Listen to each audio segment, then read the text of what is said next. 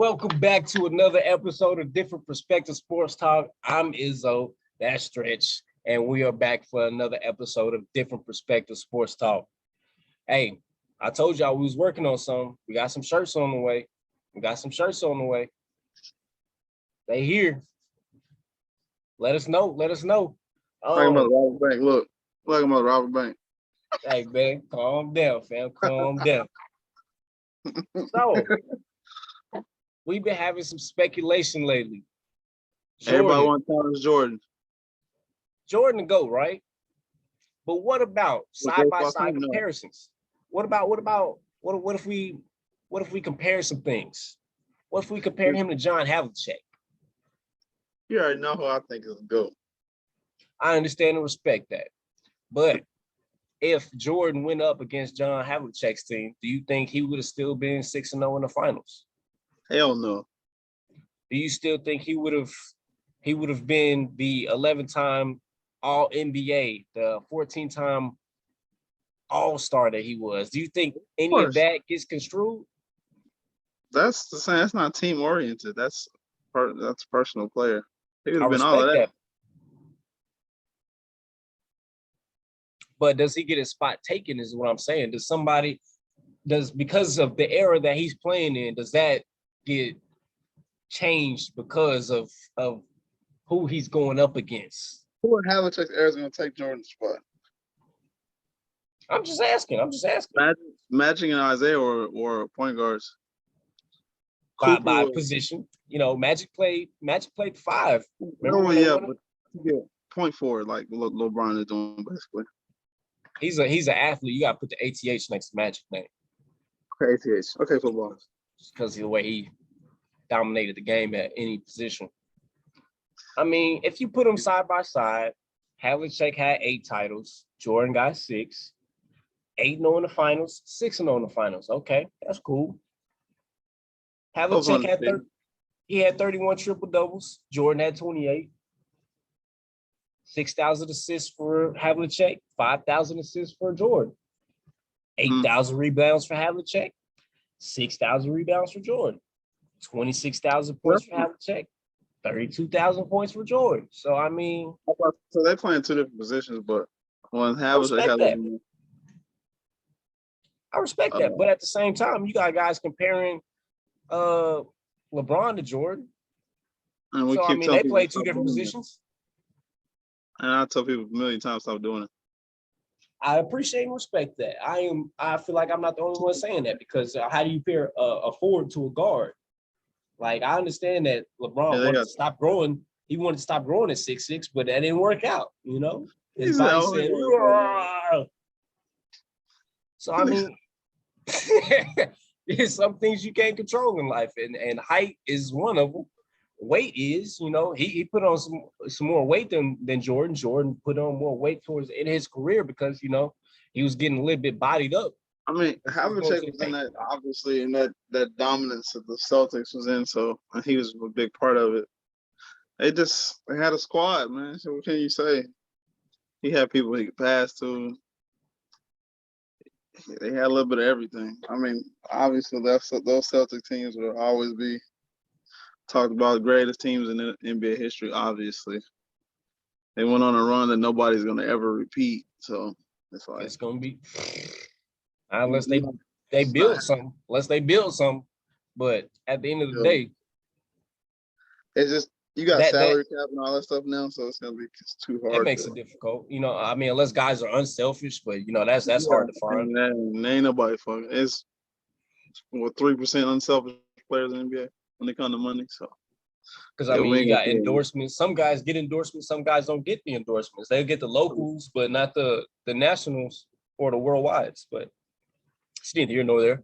It's not what we're here to discuss.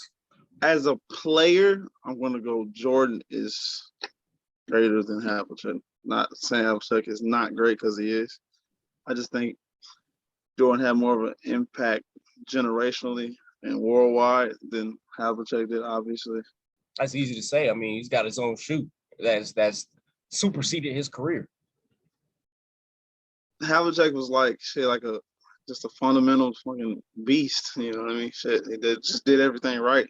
wasn't flashy or this or that, but it was he knew exactly what he was going to do when he got the ball or when the ball was in the air or whatever the case may be. He had a hell of an IQ that's unheard of. His IQ was ridiculous on the court. He always knew what was going on. I think that's half the reason why Boston was able to just move like they was. Yeah, you got people like him and Larry with an IQ like they got. When you got it here, basketball is extremely easy.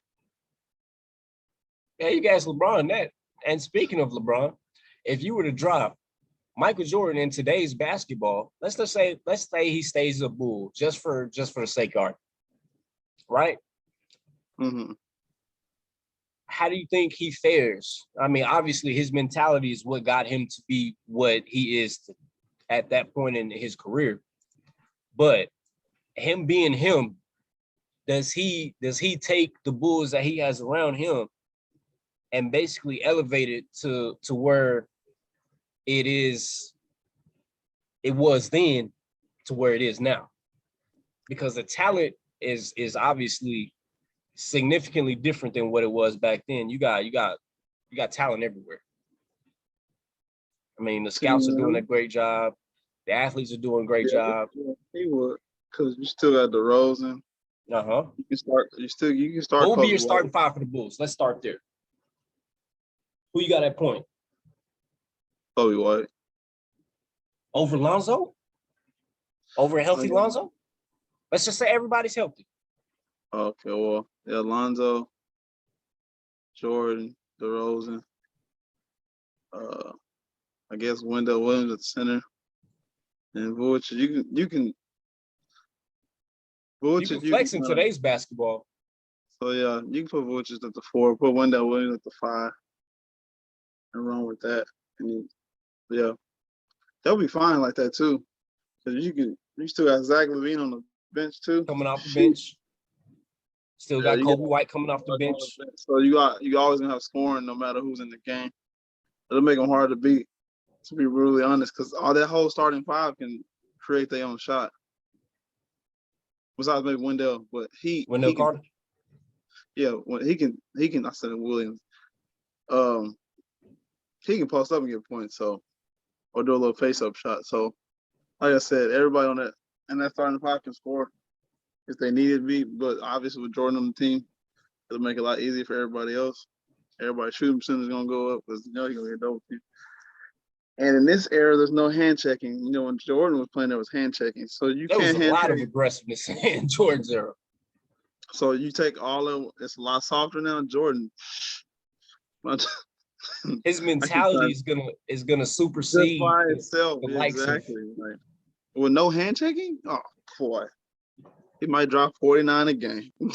Shit. Imagine the way the 3-pointers evolved. It's hard for me to believe that Jordan wouldn't develop at least a consistent 3-point shot to go to. I mean, we know he could shoot the 3, but that was not his focal point.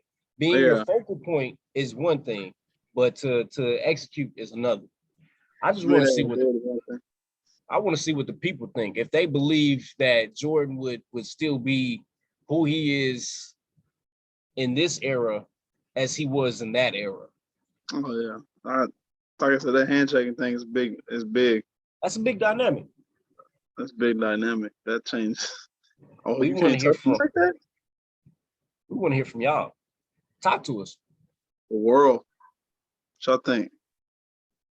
Y'all think Havlicek better than Jordan? And will Jordan still dominate the way he did back in the day in today's era? What y'all think? Talk to us. Chime in. Comments. We're here for it. Don't be scared. Get in there. Share, subscribe. You know what I'm saying? Get them fingers moving, baby. Get them fingers moving. Talk to y'all can talk, man. We talking to y'all all the time, man. Y'all can talk. Get in there.